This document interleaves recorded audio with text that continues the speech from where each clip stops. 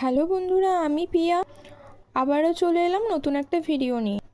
শ্রাবণ মাসের আজ তৃতীয় সোমবার, তাই তো সকাল সকাল স্নান কমপ্লিট করে নিজে একটু সাজুগুজু করে নিলাম।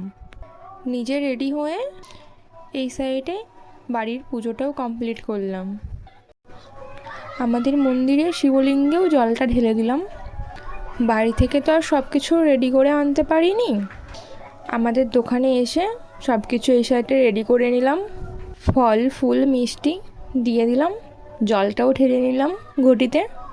তারপর সোজা চলে এলাম আমাদের কুলগেছিয়া এই একটাই শিব মন্দির আছে, এই শিব মন্দিরে।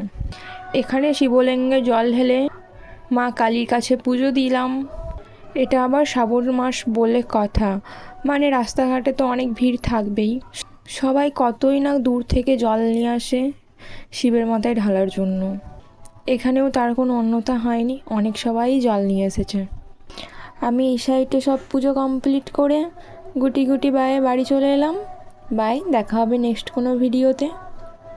সবাই ভালো থেকো, সুস্থ থেকো আর সাবধানে থেকো।